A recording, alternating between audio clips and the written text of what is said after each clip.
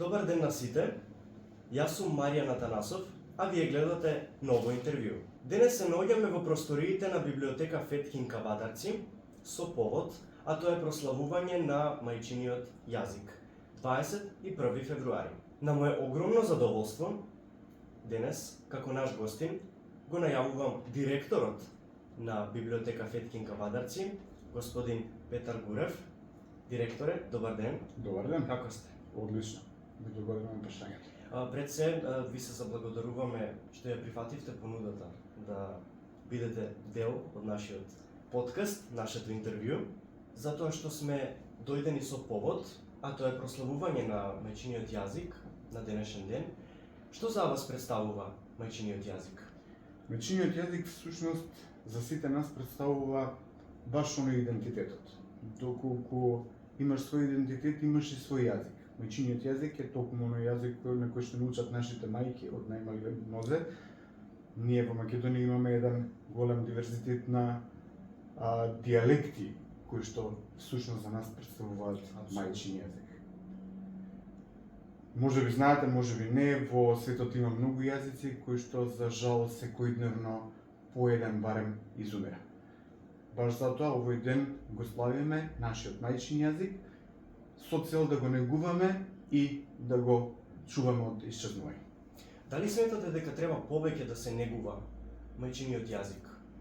Да, политички, ако сте млади, веќе во последните неколку години имаме препреки, имаме многу несогласување во однос на нашиот јазик и сметам дека малку сме занемени на таа тема, затоа сметам дека можеби би можеле и малку повеќе да го негуваме. Кога станува збор за македонскиот јазик, како наш мајчин јазик, кој е вашиот став околу зачувување на истиот? Дали сметате дека е потценет на некој начин од страна и на помладата публика, па така и од повозрасните? Да, уште еднаш да кажам, доколку станува збор за мајчиниот јазик, тука се дијалектите кои што ги негуваме повеќе од самиот македонски литературен јазик. Можеби ова дијалектичко зборување малце ни го потценува и намалува вредноста на нашиот македонски литературен јазик.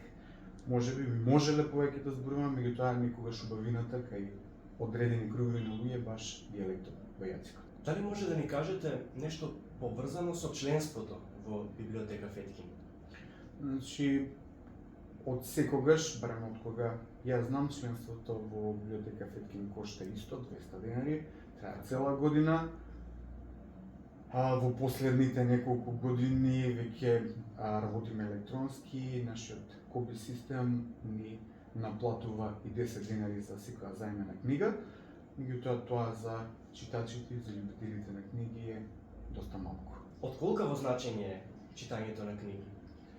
За тие што редовно читаат и според мене можеби професионална деформација е се познава по начинот на изразување човек, дали чита или не, по фондот на зборови кој што може да ги користи, по самото сноѓање во зборување.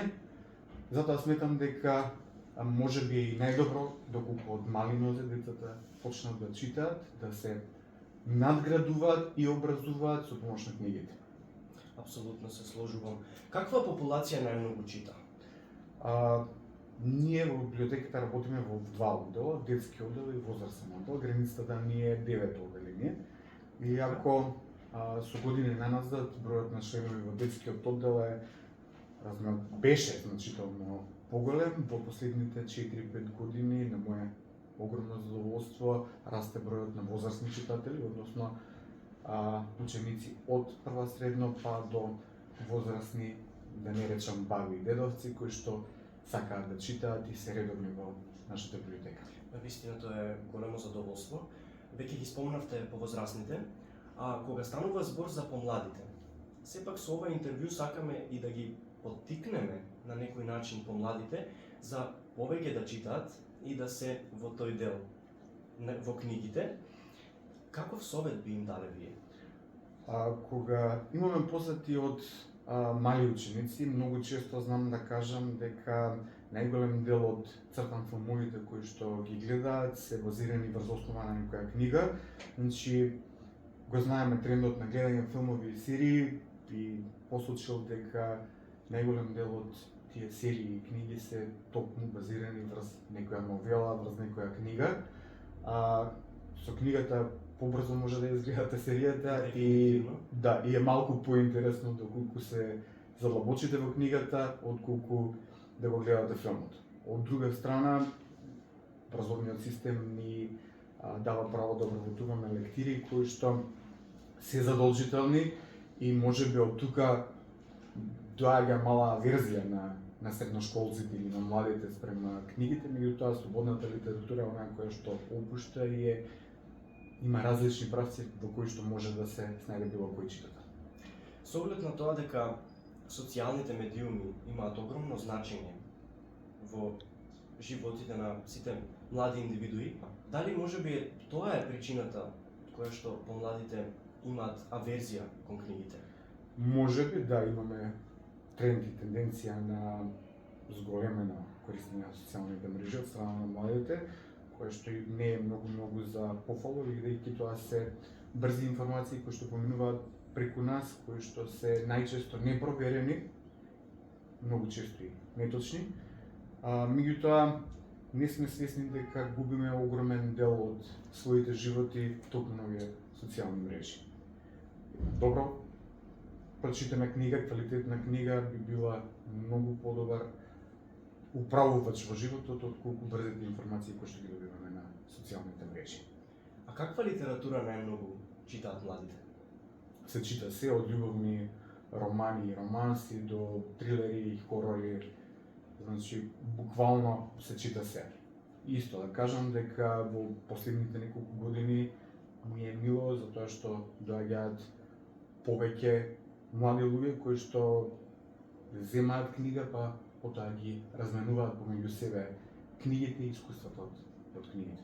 Така, значи разновидна Литература, да. литература и разновидни жанрови. Да, нашата библиотека се трудиме во последните 10 години да бидеме секогаш во тренд, имаме набавено веќе сите книги кои што издавачките куќи ги издаваат, баш сме едни од првите кои што ги имаат и многу често знам да кажам дека сите љубители на книги, дури оние кои што имаат домашни библиотеки, за членство од 200 денари може да ги прочитаат сите книги кои што се излезени, кои што ги сакаат без никаков проблем од кај нас. 2023 година беше навистина успешна за библиотека Феткин. Од многу саеми, разни проекти, разни соработки. Па, што се случува тековно во новата година и кои се плановите за оваа година? Да, ние работиме по одредена програма, која што е претходно напишана од мене и имаме 4 годишна развојна програма. Значи, првично работиме на остварување на нашите програми. Меѓутоа, како библиотека, најчесто нашите настани се адхок или договорени од денес за наредна недела. Значи, веќе почнавме со уште една меѓународна соработка со библиотеката од Ковин од Република Србија. Ќе се насочиме малку на таа соработка во идниот период. Како што веќе знаеш, ги обележуваме сите интернационални и национални денови кои што се поврзани со јазикот, со книгата, со литературата, со зборувањето. Веќе имаме најава за Кавадаречко културно лето, каде што ќе учествуваме со наши настани, така ќе бидеме тука и оваа година. Значи, бројот на читатели расте, заинтересираноста расте и интересот за книги и за читањето е голем. Па, што ќе им порачате на гледачите и читателите во овој момент? Во последниве 2 години размислувам како уште повеќе да ја донесеме библиотеката достапна и да знаат повеќе младите што се случува во библиотеката. Би ви открил еден податок од минатата година, значи во 2023 година ни стигна резултатите за тоа што работиме електронски. Од прилика на месечно ниво во библиотека Феткин Кавадарци влегуваат нешто повеќе од 1580 луѓе. Значи во просек 1580 луѓе ги користат услугите на нашата библиотека, што е значителна бројка, доколку го направиме овој број со процентот на наши граѓани, избиваме на второ или на трето место по најголема посетеност во Македонија. Апсолутно, секоја чест. Ви благодарам. Секоја чест. Директор, ви благодариме многу. Ви благодарам и на вас. Уште еднаш ви благодарам на одвоеното време Задоволството беше мој. и за тоа што ја прифативте понудата да бидете дел од нашиот подкаст, нашето интервју. Па, веќе спомнавме и за плановите и за идните развојни линии на библиотека Феткин, така што ви благодарам. Ви благодарам.